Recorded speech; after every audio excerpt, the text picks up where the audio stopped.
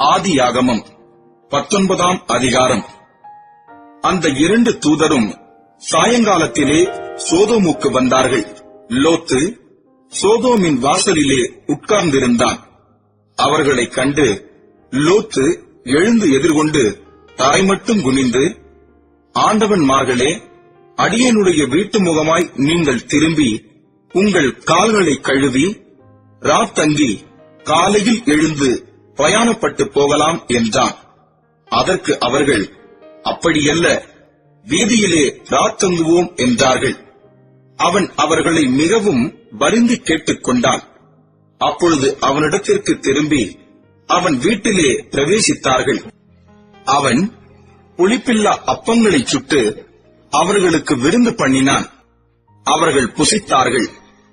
அவர்கள் படுக்கும் முன்னே சோதோம் பட்டணத்து மனிதராகிய வாலிபர் முதல் கிழவர் மட்டுமுள்ள ஜனங்கள் அனைவரும் நானா திசைகளிலும் இருந்து வந்து வீட்டை சூழ்ந்து கொண்டு லோத்தை கூப்பிட்டு, இந்த ராத்திரி உன்னிடத்தில் வந்த மனுஷர் எங்கே?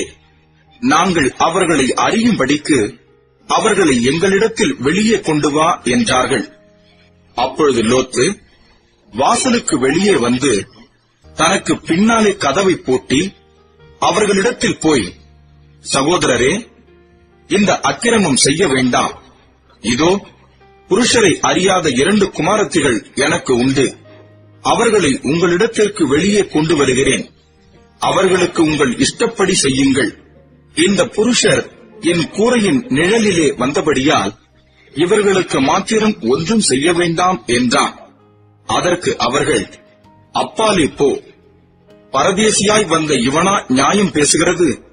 இப்பொழுது அவர்களுக்கு செய்வதை பார்க்கிலும் உனக்கு அதிக பொல்லாப்பு செய்வோம் என்று சொல்லி லோத்து என்பவனை மிகவும் நெருக்கி கதவை உடைக்க கிட்டினார்கள்.